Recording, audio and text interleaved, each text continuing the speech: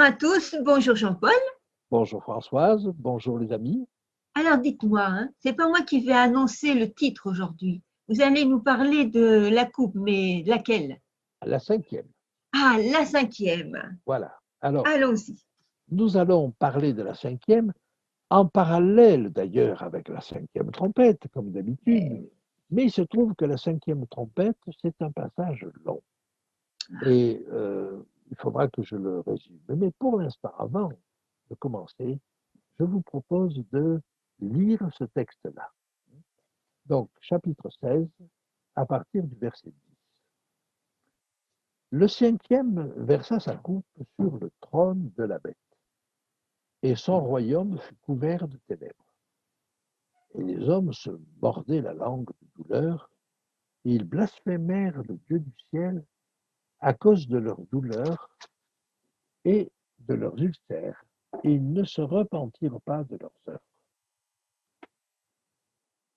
Vous voyez, nous nous trouvons là devant le même tableau que pour la quatrième. Les hommes blasphèment. C'est ça. Ils ne se repentent pas. Vous voyez le lien qu'il y a entre ces choses. Ils blasphèment, ils ne se repentent pas et ils ne donnent pas gloire à Dieu. Bien. Alors, examinons cette cinquième coupe.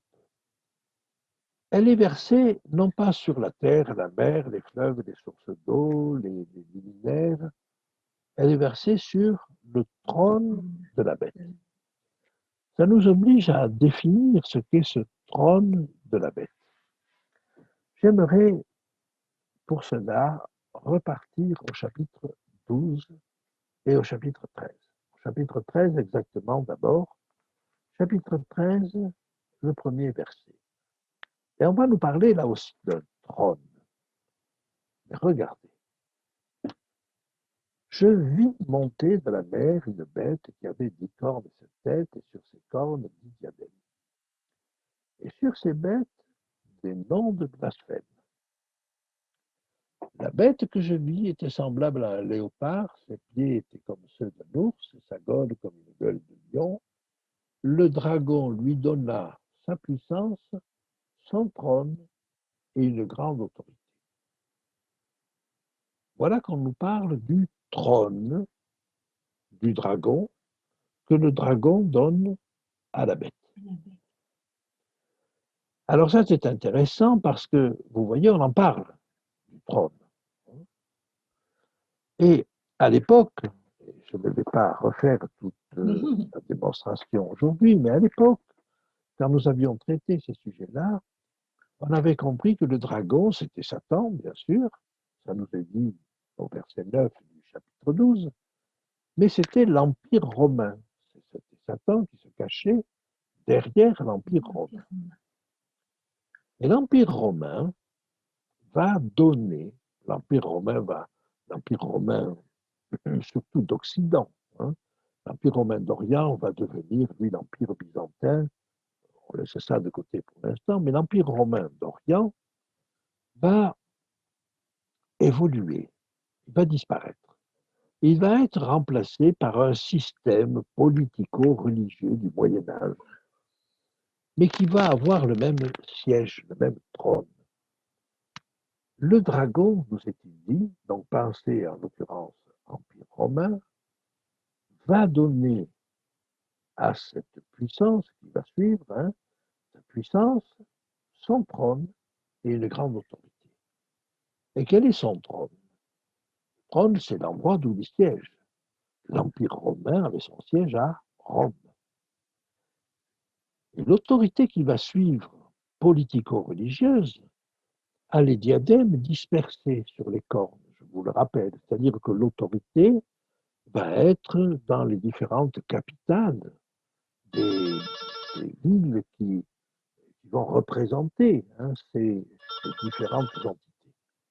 Mais elles sont centralisées par une même religion qui les englobe et qui est à Rome.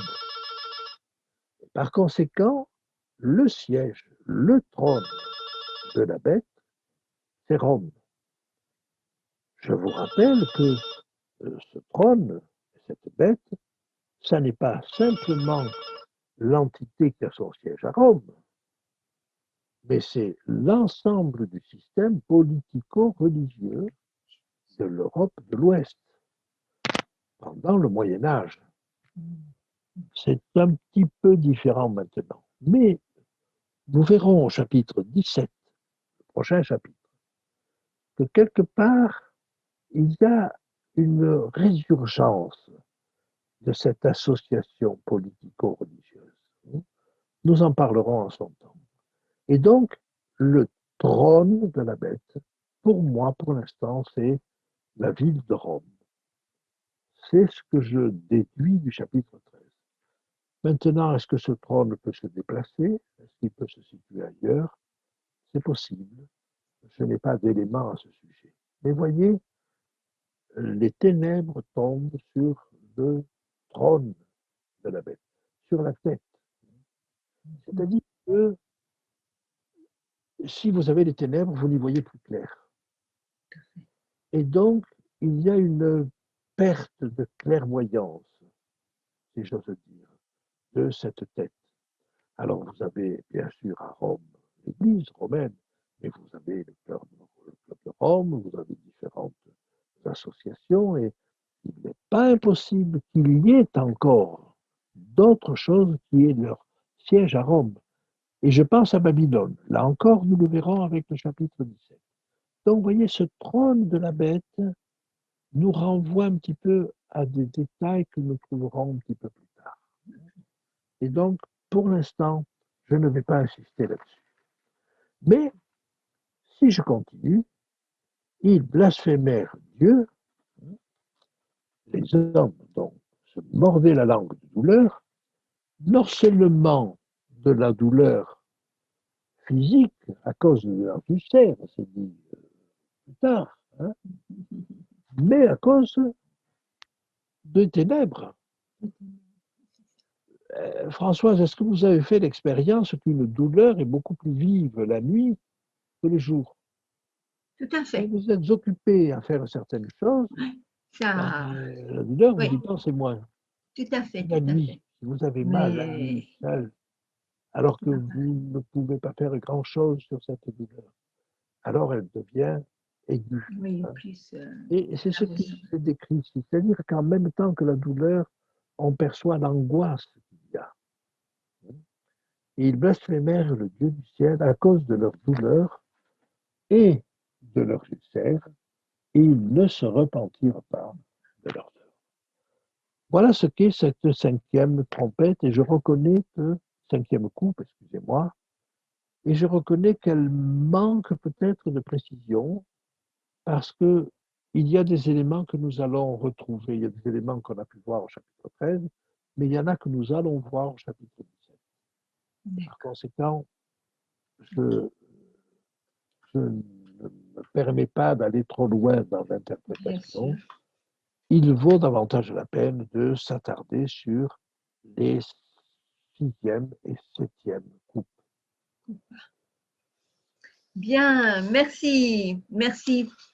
Nous verrons que cette cinquième, nous voyons que cette cinquième coupe se fait attendre dans son déroulement, mais comme ça, nous allons pouvoir poursuivre un petit peu plus tard. Elle se fait attendre, mais elle montre aussi ce degré d'impuissance des autorités. Hein. Nous le vivons. Vient un moment où les autorités ne savent plus, pardonnez-moi l'expression, à quel fin se vouer. Oui, oui. Quand la situation devient trop grave, que les choses craquent de tous les côtés, voilà, on a du mal. Et je crois que ces ténèbres qui tombent sur le trône de la bête nous indiquent un petit peu cela aussi. Bien. Eh bien, Jean-Paul, on se quitte, mais on va bientôt se revoir pour les deux suivantes. Bien sûr. À bientôt. À bientôt.